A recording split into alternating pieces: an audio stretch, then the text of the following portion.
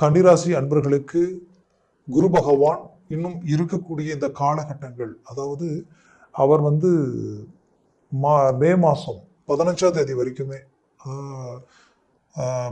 வைகாசி மாதம் 1ஆம் தேதி பெயர்ச்சி விடுவார்.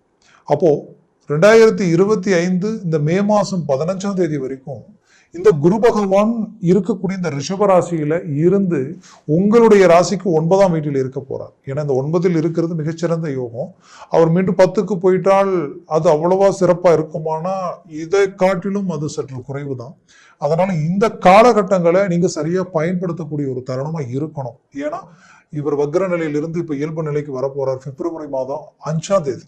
அப்ப இந்த காலகட்டங்கள் எல்லாமே உங்களுக்கு ஒரு பாசிட்டிவ். இன்னும் உங்களுக்கு அடுத்தடுத்து பாத்தீங்கன்னா ராகு கேது பயிற்சி எல்லாமே உங்களுக்கு ரொம்ப பாசிட்டிவா இருக்கும். ஏன்னா அந்த ராகு கேது தான் இப்போ உங்களை கொஞ்சம் பிளாக் பண்ணி வச்சிருக்காங்க. உங்களுடைய முயற்சிகள், உங்களுடைய வேகம், உங்களுடைய ஸ்பீடு, எவ்வளவு ரிஸ்க் எடுத்தாலும் அந்த ரிஸ்க்கு உண்டான பலன் உங்களுக்கு கிடைக்காத ஒரு நிலை.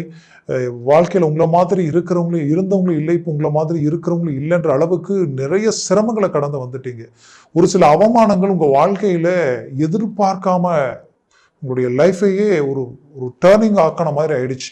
அது எல்லாத்தையும் தாண்டி இன்னைக்கு வைராகியத்துக்கு கட்டுப்பட்டு நிற்கிறீங்க. வாய்ப்பு ஒன்று கிடைச்சா போதும், பெரிய லெவலில் சாதிச்சிடலான்ற ஒரு எஸ்டிமேட்ல தான் இருக்கிறீங்க. அதற்குரிய முயற்சிகளும் உங்ககிட்ட ஸ்ட்ராங்கா இருக்கு. ஆனால் அந்த முயற்சிகளுக்குரிய ரிசல்ட் தான் 99% ஒர்க் அவுட் ஆகுது, 1% ஏதோ ஒரு விதத்துல தடையாகுதுன்ற ஒரு குழப்பம். அப்ப அந்த குழப்பத்திற்கு எல்லாமே ஒரு விதத்துல இந்த ராகுக்கு அது ஒரு பக்கம் இருந்தாலும் உங்களுக்கு இருக்கக்கூடிய அந்த 9ஆம் வீட்டில குரு வக்ர நிலையில் இருக்கார். அந்த வக்ர நிலையும் இப்போ வரக்கூடிய பிப்ரவரி மாசம் 5ஆம் தேதிக்கு அவர் நிவர்த்தியாக போறார். அப்போ இது எல்லாமே உங்களுக்கு ஒரு ஃபேவரான ஒரு காலம். முயற்சிகளை பலப்படுத்தினால் ஒரு 100% சக்சஸ். இதுல சனி பகவான் வக்ர நிலையிலிருந்து இயல்பு நிலைக்கு இப்போ வந்தாச்சு. அதுவும் உங்களுக்கு ஒரு பாசிட்டிவான ஒரு சூழல். அப்ப அந்த இடத்துல அவர் 6ஆம் வீட்டில சனி பகவான் இருக்காருன்னா அதை விட உங்களுக்கு வேற என்ன வேணும்? அதுவே உங்களுக்கு ஒரு பாசிட்டிவான ஒரு அமைப்பு தான். ஏன்னா ஒரு ஜாதகத்துல நான் மீண்டும் சொல்றேன், 3, 6, 11 இருந்துட்டாலே சனி பகவான் அந்த ஜாதகம் பலம் பெற்ற ஜாதகம், ஏதோ ஒரு விதத்துல நல்ல வளர்ச்சியை நோக்கி வந்துருவாங்க. நான் லக்னத்துக்கும் சொல்றேன். அதே போல கோச்சாரத்துல அந்த இடத்துக்கு வரும் பொழுதும் சரி, அது டாப் பொசிஷன்ல அந்த நேரத்துல ஒரு பெரிய ஒர்க் அவுட் கொடுத்துரும். அந்த ஒரு நிலையில தான் இப்ப சனி பகவான் ஒரு புறம் இருக்காரு. குரு பகவான் 9ல் கேட்டாலும் கிடைக்காதுன்னு சொல்லுவாங்க. அந்த 9ல் இருக்கக்கூடிய குரு பகவான் அது பார்வங்க அவருடைய ராசியை பார்க்கிறார். அப்போ 100% தொழில் வேலை சார்ந்த ரீதியில ஒரு நல்ல மாற்றங்கள் பிறக்க போகுது. தொழில ஒரு நல்ல வளர்ச்சி உண்டாக போகுது. இத்தனை நாளா இருந்த தடைகள் நீங்கி மீண்டும் ஒரு ரீஎன்ட்ரி கொடுத்து ஒரு டாப் பொசிஷன்ல நீங்க நிக்க போறீங்க. ஏன்னா இத்தனை நாளா நீங்க எடுத்த ரிஸ்க் என்ன ஆயிடுச்சுன்னா, உங்ககிட்ட வேலை செய்த தொழிலாளிக்கு இருக்கக்கூடிய நிம்மதி சந்தோஷம் கூட முதலாளியாகப்பட்டவ உங்களுக்கு இல்லாத நிலைமை.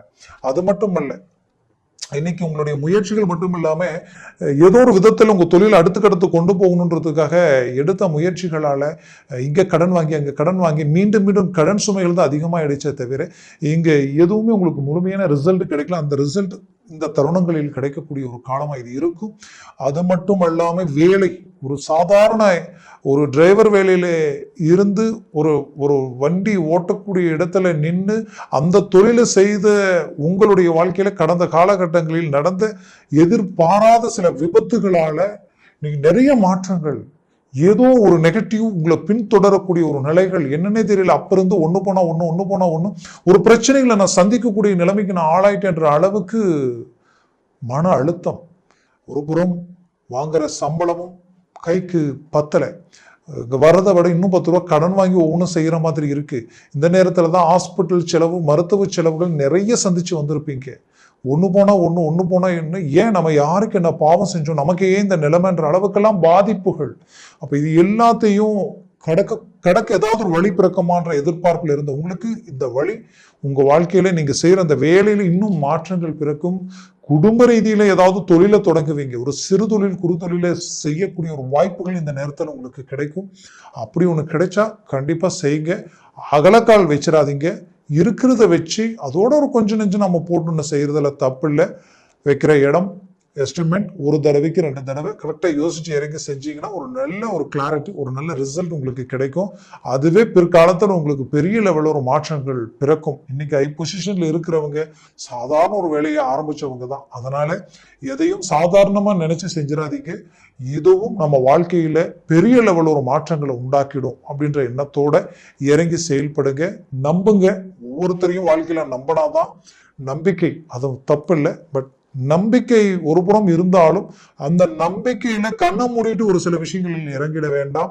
யாரை நம்பினாலும் கொஞ்சம் யோசிச்சு ஒரு டாக்குமெண்ட் சார்ந்தோ எதுலையாவது கையெழுத்து போடுறோம், எதையாவது ஒன்று பண்றோம்னா அதை முழுமையா ஸ்கேன் பண்ணி நீங்க இறங்கி செயல்படுங்க. மற்றவங்களுக்கு பணம் கொடுக்கறது தப்பு இல்லை. அது கொடுக்கறது ஒரு தடவை 2 தடவை அந்த பணத்துக்கு கரெக்டான ஒரு பாதுகாப்பு இருக்கா அப்படின்றத பார்த்து ஒன்று செய்யுங்க. வாங்குற இடத்துலையும் என்ன வட்டியோ அதுக்கு லிமிட்டா வாங்குங்க.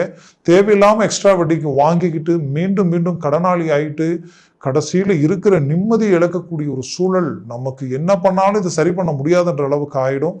அதனால எதையும் பார்த்து தெளிவா யோசிச்சு செய்யுங்க. கண்டிப்பா கன்னிராசி அன்பர்கள் அந்த விஷயத்துல ரொம்ப கணக்கு பார்த்து தான் செய்வீங்க. ஏன்னா புதனுடைய ஆதிக்கத்தில் பிறந்தவங்க, அந்த வீடு புதன் உச்ச வீடு.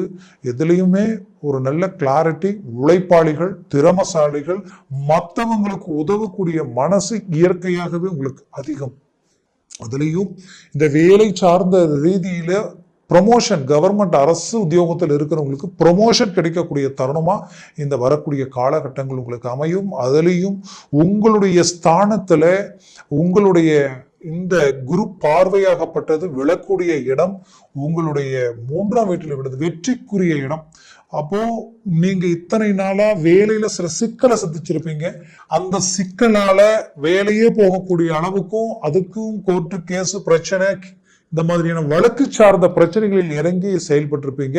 பட் அதெல்லாம் ஏதோ ஒரு விதத்துல இழுவையிலேயே இருந்திருக்கும். அது எல்லாத்தையும் சக்சஸ்ஃபுல் ஆக்கக்கூடிய ஒரு தருணமா இந்த தருணம் உங்களுக்கு உண்டாக போகுது.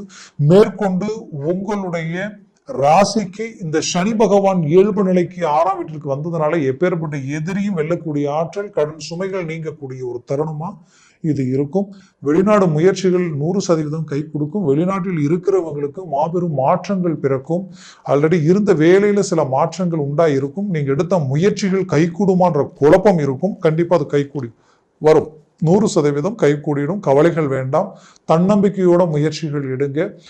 லைஃப் பார்ட்னர் சார்ந்த ரீதியில சில பிரச்சனைகளை சந்திச்சிருப்பீங்க. அந்த பிரச்சனைகளால குடும்பத்துல இருந்த அமைதி, நிம்மதி, சந்தோஷம் எல்லாம் எங்க பறிபோடுமோன்ற அளவுக்கு குழப்பங்கள். கண்டிப்பா அது சரி செய்து மீண்டும் ஒரு நல்ல மேனேஜ்மெண்ட்டை நீங்க உண்டாக்கிடுவீங்க. ஒண்ணு. அடுத்தது பாத்தீங்கன்னா உங்களுக்கு குறிப்பா சொல்லணும்னா சிலர் டைவர்ஸ் வரைக்குமே போகக்கூடிய நிலைமைகள்லாம் ஆளாயிருந்திருப்பீங்க. அது ஒன்று சேரக்கூடிய வாய்ப்புகள் அந்த இடத்துல இருந்தாலும் சுற்றி இருக்கிறவங்களாலேயே மீண்டும் ஒன்றிணையாத அளவுக்கு மீண்டும் குழப்பங்கள் அதிகரிச்சுக்கிட்டு தான் இருந்திருக்கும். அதற்கு ஒரு டைரக்டா நீங்களே இறங்கி ஒரு தீர்வுகள் தேடிடுவீங்க. ஒரு நல்ல மாற்றங்களை உண்டாக்கிடுவீங்க. இதுல குறிப்பா சொல்லணும்னா நீங்க பணம் கொடுத்து வரல, அதற்கு நான் வட்டியை கட்டுற அளவுக்கு எல்லாமே, அதனால சில குடும்பத்துல பிரச்சனைகள் கொடுக்கக்கூடிய அளவுக்கு சில பாதிப்புகளை சந்திச்ச உங்களுக்கு அதற்குரிய அந்த சிக்கல்கள் நீங்கி மீண்டும் உங்க பணம் உங்க கைக்கு வரக்கூடிய நிலைகள் உருவாயிடும். குடும்ப ரீதியில வீடு கட்டக்கூடிய வாய்ப்பும் சுபகாரியம் செய்யக்கூடிய வாய்ப்பும், குறிப்பா கன்னிராசி அன்பர்களுக்கு திருமண தடைகள் நீங்கி ஒரு நல்ல திருமண மேன்மைகள் கிடைக்கக்கூடிய ஒரு தருணமா இருக்கும். இந்த குரு இந்த இடத்துல இருக்கிறதுக்குள்ள திருமணத்தை முடிக்கிறது ரொம்ப நல்லது. ஏன்னா உங்களுடைய திசாபுத்தி பாருங்க, நல்லா இருந்தா யோசிக்கவே வேண்டாம், சடனா திருமண வாய்ப்பு அமைஞ்சு முடிச்சிருங்க. ஏன்னா அப்புறம் 10க்கு அப்புறம் 11க்கு வந்தாதான் மீண்டும் குரு பலன்றது உங்களுக்கு முழுமையா கிடைக்கும். அதனால இப்போ கொஞ்சம் ஸ்பீடா இறங்கி செயல்படுத்தி முடிங்க. ரொம்ப நாளா முயற்சி எடுக்கிறேன், திருமணமே கை கூடல, எனக்கு பின்னாடி வந்தவங்க எல்லாம் திருமணமாகி போயிட்டாங்க, எனக்கு தான் இவ்வளவு சிரமம்ன்ற குழப்பம் உங்களுக்குள்ள இருந்தா அதை பத்தி நீங்க கவலைப்பட வேண்டாம். அது உங்களுக்கு கண்டிப்பா இப்போ மூவ் பண்ணுங்க. ஒரு நல்ல சக்சஸ்ஃபுல் உங்களுக்கு கிடைக்க போகுது.